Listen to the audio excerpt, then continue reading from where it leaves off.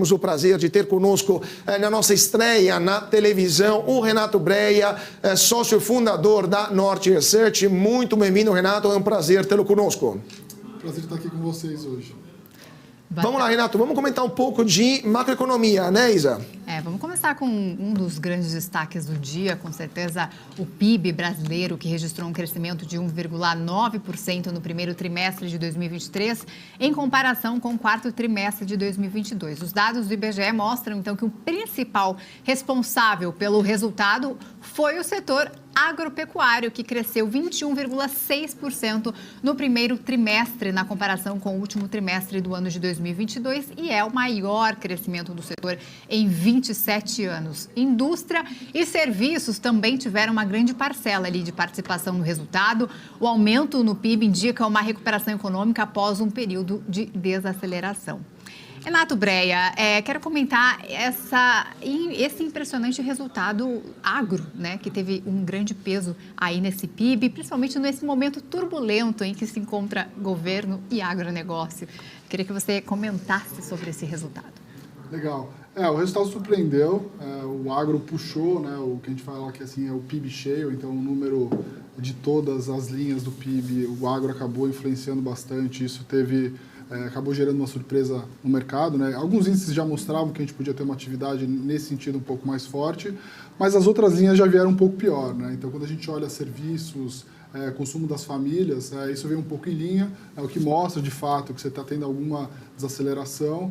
Quando a gente olha também investimento, vem um pouco abaixo, o que gera um pouco a discussão agora no mercado é se um PIB mais forte, ele abre espaço para, na verdade, um PIB mais forte agregado, mas um PIB decomposto ali, um pouco mais fraco, ele abre espaço para a gente ter queda de taxa de juros à frente ou não? Acho que essa vai ser a grande discussão daqui para frente. Nossa expectativa é que a gente vai começar a ver, né, quando esse PIB agro passar a não refletir tanto, ele vai ter um lag, né, assim, ele vai carregar um pouco desse estoque para frente, mas quando as outras linhas começarem a se deteriorar, e a gente espera que isso aconteça, né, principalmente investimentos, consumo das famílias, pode ser que a gente comece a entrar na discussão de corte de taxa de juros, que eu acho que esse é o grande ponto aí de atenção de todo o mercado, para a gente saber o que vai acontecer aí com não só juro, mas câmbio e também bolsa. Inclusive, o Haddad falou agora há pouco, né, sobre essa cautela sobre o crescimento do PIB, assim como você comentou, né, apesar do crescimento ser puxado ali pelo agro, tem uns outros setores, né, segundo as palavras do Haddad, agro veio muito forte, então a gente tem que começar a pensar em 2024, nós devemos ter cautela também, porque o agro veio forte, então a gente tem que começar a pensar mais no ano que vem. Ele, no entanto, comemorou o resultado, né, falou que já está há algum tempo dizendo que o crescimento desse ano vai bater 2%, então estaria comprovando as projeções da Secretaria de Política Econômica. Como é que vocês estão enxergando aí essas falas de Haddad, como o mercado deve receber as falas de Haddad e as suas políticas econômicas? Assim, a nossa visão ainda é um pouco pessimista, tá? Esse efeito do PIB, do agro no PIB, esse primeiro trimestre tem a ver também um pouco com os dados do ano passado. Então, a gente teve um problema, né, de estiagem. Então, quando você vai comparar esse número, essa é uma questão estatística, você acaba tendo um número trimestre contra trimestre um pouco mais alto. A gente acha que a atividade como um todo vai arrefecer, né? Então, a gente tem um juro bastante alto. Né? As outras linhas do PIB vieram fracas, né? Então, os serviços cresceu pouco, o consumo das famílias também, investimento foi muito baixo, então isso é um fator que é importante, né, para um PIB de maior qualidade. Agora, o ponto central aí que eu disse é como que o mercado vai ler essa questão. Se só o agro, né, mostra um pouco de melhora na atividade como um todo. Então, de alguma forma, o governo vai ter maiores receitas, né, que acho que isso é um ponto importante aí da fala do Haddad, né? Talvez a maior preocupação do governo, talvez não, a maior preocupação do governo daqui para frente é se ele vai conseguir, né, aumentar suas receitas, até mesmo em linha com aquele que ele espera para ter nos resultados de tudo que foi feito em relação ao arcabouço fiscal. A nossa previsão aqui ainda é um pouco pessimista, então a gente acha que não existe ainda motivos para comemorar, achar que a gente vai entrar no momento de crescimento econômico.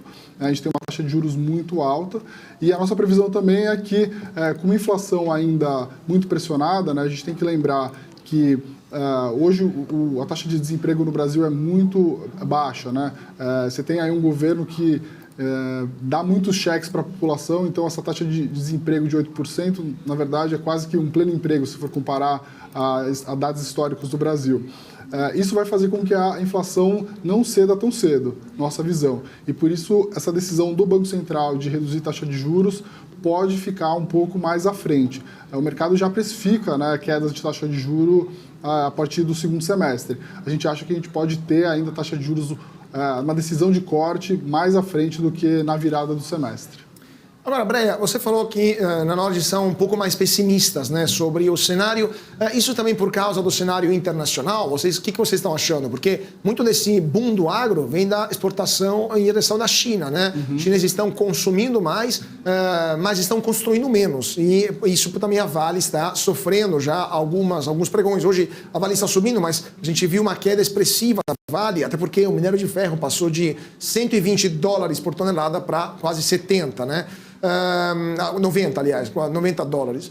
O que vocês estão vendo do ponto de vista internacional e quanto isso impacta o Brasil? A recessão na Alemanha, por exemplo, ou a situação nos Estados Unidos também, com essa incerteza, com a dívida que parece que se resolveu, mas ainda gera consequências, isso está afetando a economia brasileira ou o Brasil continuará tendo vento em popa a nível internacional?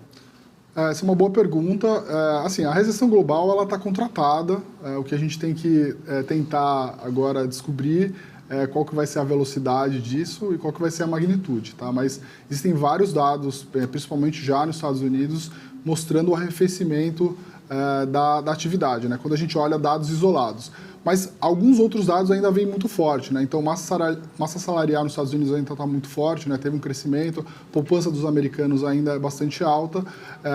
E agora a gente vê o Banco Central americano, né, com decisões aí nas próximas semanas de manter juros ou até mesmo abrir porta para um novo aumento de juros. Acho que isso que vai ditar um pouco como que o Banco Central e também, né, as economias globais vão ditar essa desaceleração, né?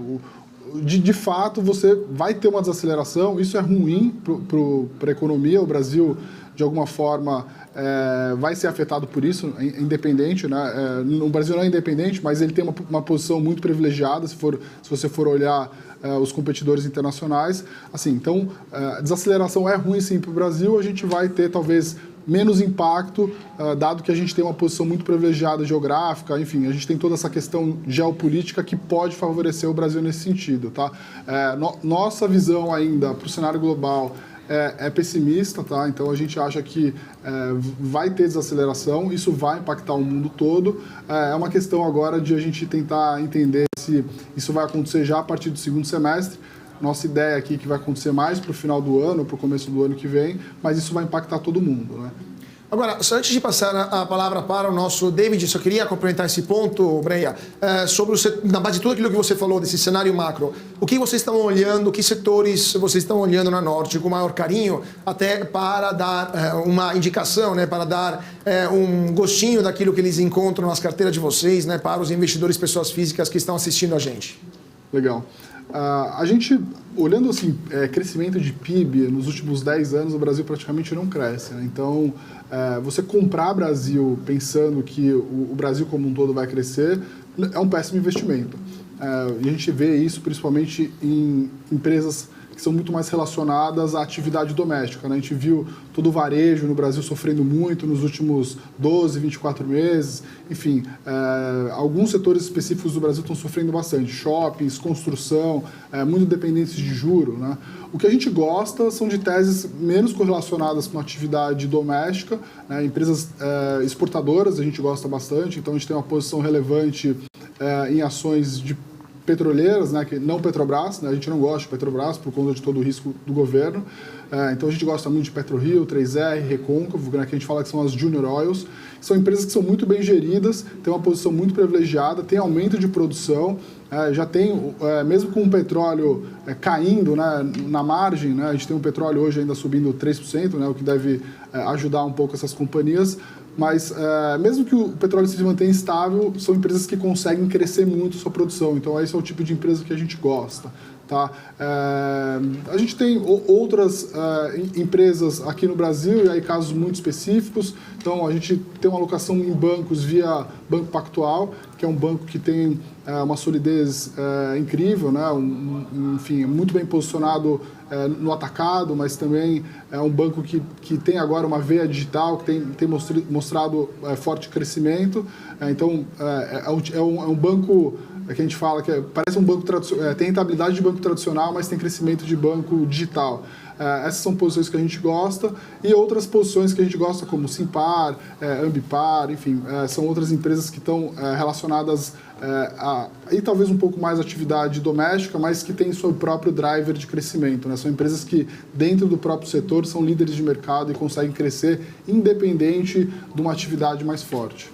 Perfeito, perfeito. David Martins, sua pergunta para o nosso convidado. É um prazer estar falando com o Breia. Boa tarde. É bacana que, assim, aqui na BMC a gente sempre traz visão de diversas casas, né? Então, eu aqui representando a Saninvest, Breia representando a Nord, isso contribui muito para os telespectadores, né? Breia, como você bem comentou um pouquinho aqui sobre o cenário nacional, e falando do cenário internacional, né? Como que vocês têm visto Estados Unidos, pensando em diversificação de portfólio, pensando em patamar de dólar, e até mesmo hoje com a notícia, né, indo para o Senado, a questão da negociação relacionada ao teto de gastos. Então, o que vocês têm esperado com relação a Estados Unidos, pensando no portfólio? Legal. Assim, a gente defende muito que todos os brasileiros deveriam ter uma alocação em ativos internacionais. Só separar para pensar, né, que o Brasil faz 3% da população mundial, 2% do PIB mundial e tem 1% do mercado de capitais do mundo. Ou seja, o brasileiro concentra quase 100% do patrimônio no mercado de capitais, que é muito pequeno e que reflete um pouco do que é a economia global. É só a gente olhar para o Ibovespa, ele é muito concentrado em empresas de economia do passado, né? Então, bancos tradicionais, empresas relacionadas a commodity. Então, por essa razão, a melhor forma para você fazer um investimento internacional é ir fazendo aos poucos. Por quê? Tá? É muito difícil você fazer uma previsibilidade de câmbio. Talvez essa seja a coisa mais difícil de fazer no mercado financeiro, que é prever o câmbio para os próximos 12 meses. Então, a gente tem uma filosofia muito de fazer algo faseado, né? Então, pensando em ter uma alocação em 10%, 15%, 20% lá fora, fazer isso em tranches, né? Fazer remessas ao longo do tempo para você ir dolarizando seu patrimônio ao longo do tempo. E lá fora, a gente tem uma preferência por estar mais investindo em renda fixa de curto prazo, tá? Então, ativos que têm vencimentos ali de 1, 2 ou até 3 anos. Por quê? A gente vê a Bolsa Americana indo um pouco puxada. E se eu for ver esse ano, apesar de todas as notícias de recessão, a Bolsa Americana está subindo quase 10%. Muito puxada aí pelas Big Techs, né? Então, Apple, Meta, Google, até a NVIDIA, né? Que teve uma performance recente bastante grande. Então, assim, a gente vê o valuation da Bolsa Americana razoavelmente caro. Então, não é uma posição hoje que a gente tem como preferência. A gente está under, que a gente fala, né? A gente tem uma alocação um pouco menor do que a gente deveria ter estruturalmente. Mas a gente gosta dessa ideia de ter ativos lá fora e a gente tem tido preferência por esses ativos de renda fixa de curto prazo, né? Ativos de renda fixa de muito longo prazo, dado toda essa incerteza de como que vai ser a política econômica do Banco Central, a gente ainda prefere ter um certo cuidado e não ficar apostando em ativos de uma duration muito longa. E, Breia, agora voltando aqui um pouquinho para o Brasil, o presidente do Senado disse hoje que caso a taxa básica de juros permaneça em 13,75% ao ano, isso vai gerar uma quebradeira generalizada, segundo o Rodrigo Pacheco, palavras dele, e que as empresas não têm mais condição de conviver com essa taxa. Pacheco afirma que o país tem condições para reduzir a Selic gradativamente. Qual é a sua opinião? Ele está certo. A taxa de juros alta realmente ela é muito restritiva e muitas empresas não estão se financiando a 13,75. As empresas geralmente se financiam a uma taxa além dessa, né? Então é CDI mais 2, mais 3, às vezes até mais 10, dependendo do tipo do risco do negócio. esse sentido ele tem razão. O ponto é que você só consegue trazer uma taxa de juros para baixo, e aí foi uma grande conquista a gente ter um Banco Central independente, né? Se não fosse isso, talvez o presidente já teria dado uma canetada no Banco Central para abaixar a taxa de juros na marra, e a gente viu isso acontecer no governo Dilma. Parece que a gente continua apostando em fórmulas que fracassaram no passado, né? Apostando que isso pode acontecer aqui no Brasil, que não deram certo, e tentar repetir isso. Mas eu vejo que há uma pressão, né, do governo. Até pouco tempo a gente viu uma pressão mais voltada ali para o executivo. Agora a gente vê também o Senado, né, nessa discussão, talvez passando o recado. Mas, de fato, o Banco Central tem uma forma de conduzir a política monetária muito clara, né? Você tem ali uma meta de inflação que a gente já tem tido um problema de bater meta de inflação por conta de toda a mecânica, né, de como funciona o Brasil, né? A gente tem a maior parte de todos os ativos do Brasil, eles são muito indexados, então é muito difícil você ter um controle de inflação. E a gente vê o governo hoje caminhando justamente para o lado ao contrário. O governo deveria, né, ter uma posição de mostrar uma âncora fiscal importante, né, com uma âncora fiscal importante, sem ficar falando de mudar metas de inflação, talvez a gente tivesse mais chance para reduzir taxa de juros mais rápido, mas não. Né, o governo tem atrapalhado essa condição do Banco Central. Aliás, né, a gente tem que lembrar que no começo desse governo foi questionada inclusive a independência. Então, assim, nós aqui do mercado financeiro, principalmente aí eu vou falar no nome da Nord, né? A gente tem visto que a forma como o Roberto Campos tem conduzido o Banco Central tem sido feito de maneira muito boa, profissional, técnica, e ele deve conduzir dessa maneira. A gente não pode, de forma alguma, ceder a essa pressão, seja de Senado, Executivo. A gente tem que ter dados suficientes para eventualmente começar a pensar em cortar a taxa de juros, tá? E o governo deveria, na verdade, estar pensando em alternativas para facilitar a atividade, a condução do Banco Central, e não o tempo todo estar questionando ele. Pois é, eu só queria pegar o gancho aquilo que você falou, Breia, sobre a questão dos juros, né, e do financiamento das empresas. Desde o começo do ano, a gente estamos vendo várias empresas que estão quebrando, de fato, né, pedindo recuperação judicial por causa nem tanto de um excesso de endividamento, mas do excesso do peso de pagar os juros em cima dessa dívida, né? E estamos vendo muitas empresas que estão assim endividando hoje, emitindo títulos com juros com rentabilidade até de 30%. Eu estava vendo a Gol, tempo atrás, emitiu um bond com 30% de juros, né? Vocês da Nord estão esperando mais quebradeiras de empresas, mais recuperações judiciais e em algum setor específico nos próximos meses, se a Selic continuar tão elevada?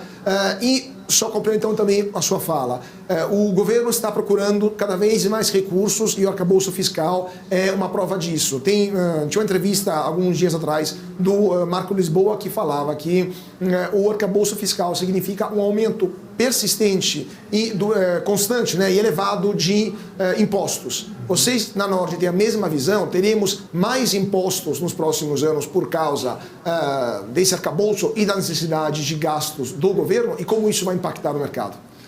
Sobre a primeira pergunta, quando a gente olha as empresas da Bolsa especificamente, a gente entrou, vamos dizer assim, nessa crise, né, ou vamos dizer, nesse ciclo de aumento de taxa de juros, esse ciclo de taxa de juros mais alta, né, o ciclo de aumento e depois de uma permanência de juros mais alto, com as empresas muito menos alavancadas quando você olha historicamente.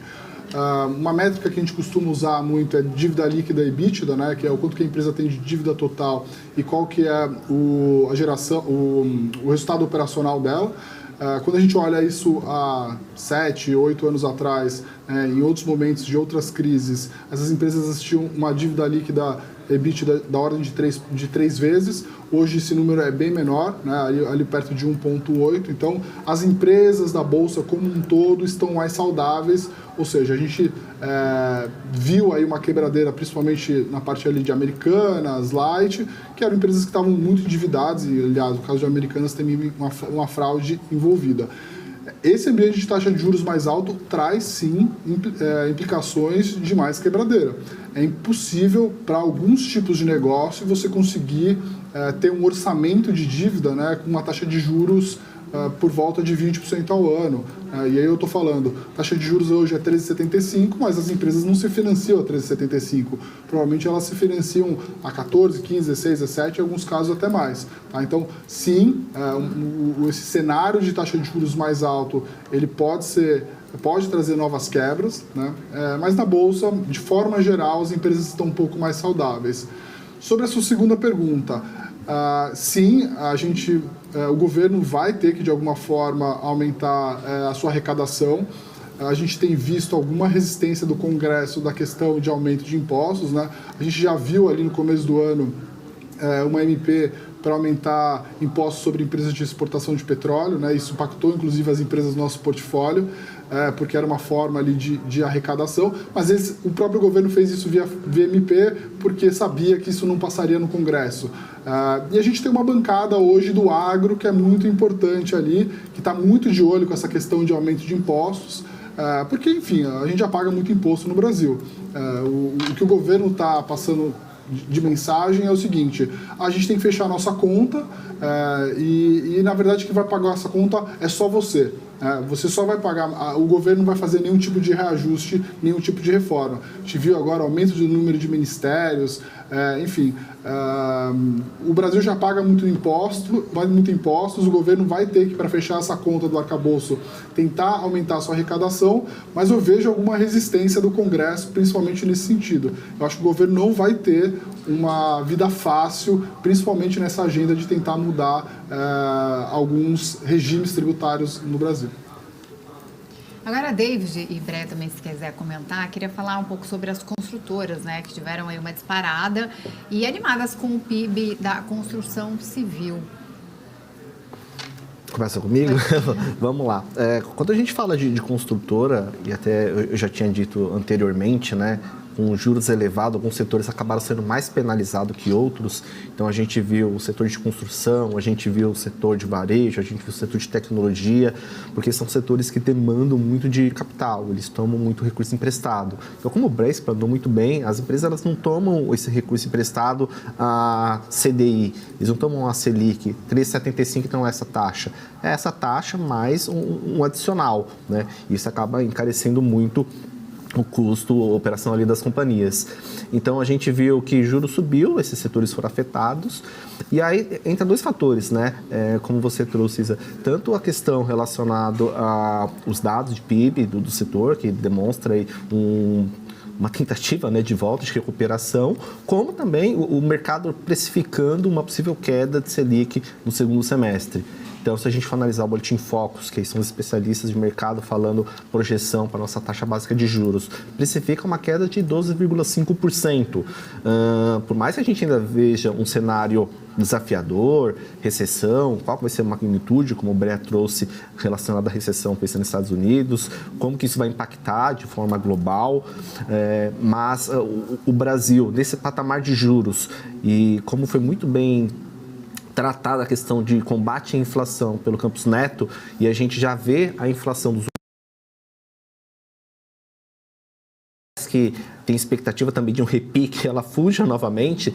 Então, por isso que ainda, por mais que a gente já converse um pouco mais de respaldo sobre a queda de juros, ainda precisa ter um pouco mais de cautela, porque não adianta você cair os juros agora, a inflação sai do controle novamente e você tem que subir os juros, porque aí você acaba tendo nenhuma credibilidade no mercado. Então, tem que ser um serviço técnico, um serviço muito bem feito, para que essa queda de juros ela aconteça de forma segura e estável para o país.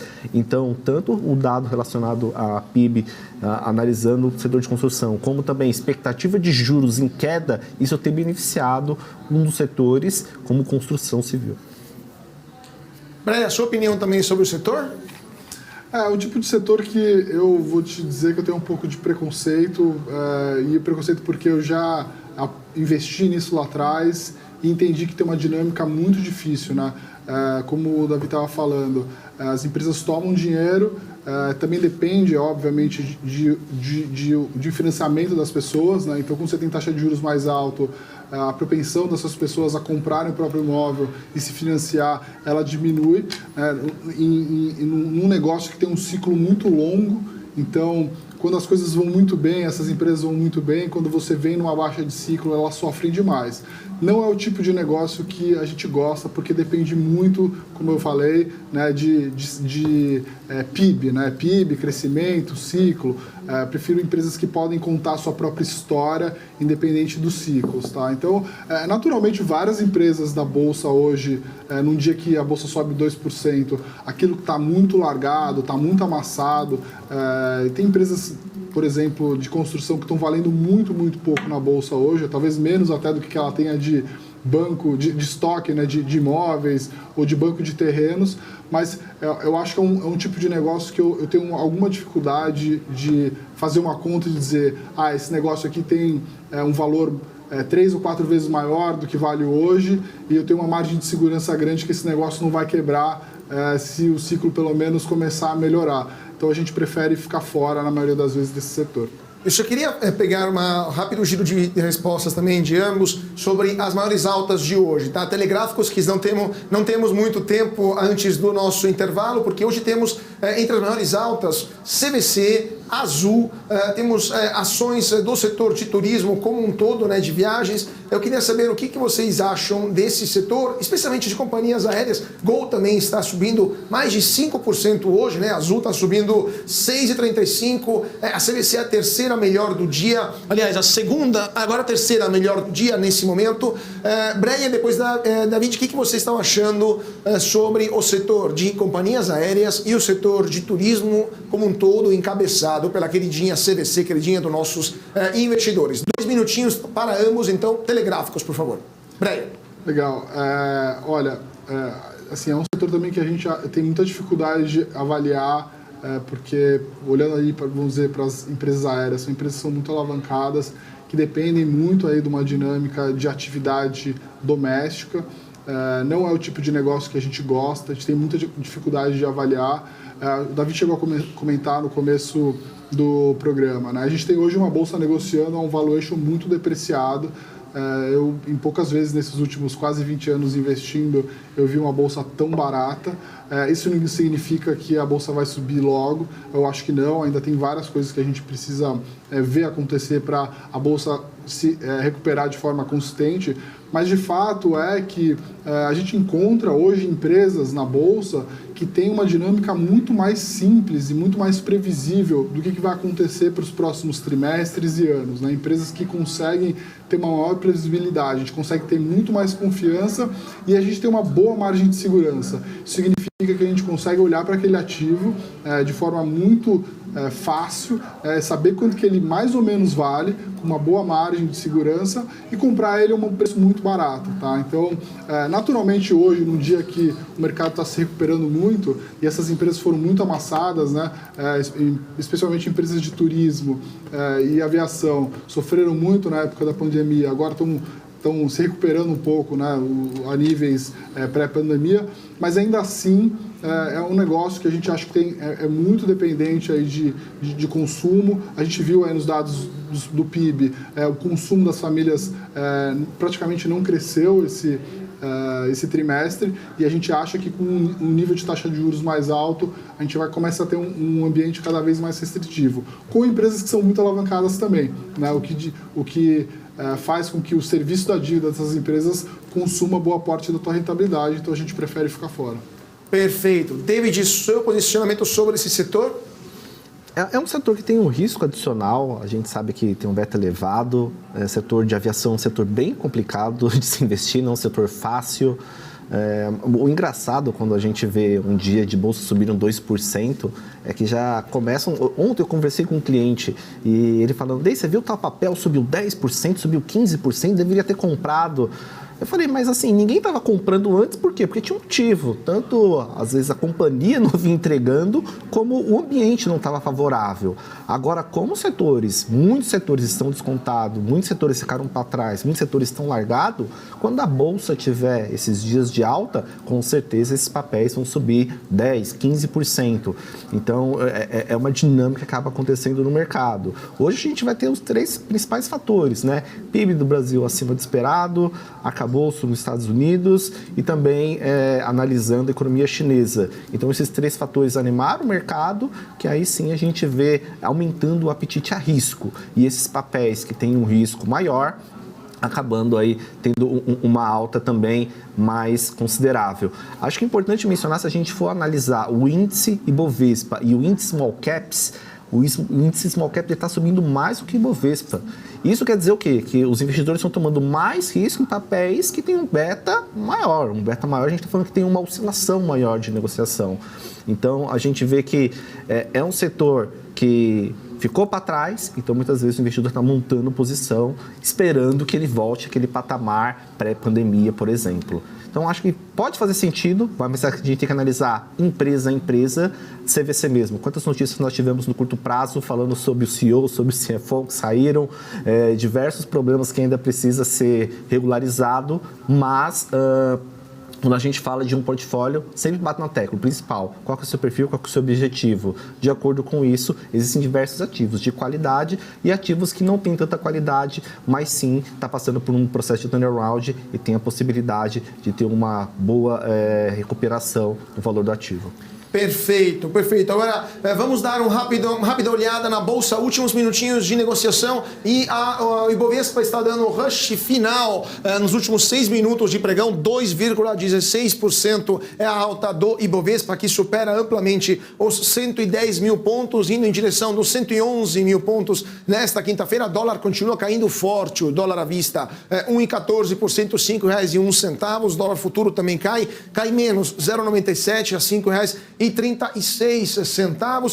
Petrobras não para de subir, 3,10% de alta, R$ 26,93 ação preferencial, e a Vale também sobe forte, 2,38 de alta, R$ 65,33. A melhor do dia se confirma Local Web, 11,62% de alta, B3 ganha 7,36, a CVC sobe 7,10%. Por outro lado, a pior do dia, sempre a JBS, 1,90% de queda, a TIM perde 1,86% e a Copel perde 1,62%. Gente, vamos para um rápido intervalo. Aliás, não, desculpa, antes queria agradecer muitíssimo, claro, o nosso convidado de hoje, o Renato Breia, sócio fundador da Nord, por sua participação no nosso closing aqui na BMC, e está convidadíssimo para voltar a conversar conosco sobre mercado logo mais. Obrigado, Breia. Obrigado, Carlos. Obrigado, Isa, Davi. Um prazer estar aqui com vocês hoje. Muito obrigado, e vamos então para um rápido intervalo. Voltamos já já, mas não saia daí que temos mais convidados para comentar juntos as notícias de hoje. Não se esqueçam de compartilhar o canal do YouTube com os seus amigos que gostam do mercado financeiro e querem ficar sempre muito bem informados. E também já estamos na TV, então você já pode achar a gente na televisão. A gente fala mais disso daqui a pouquinho.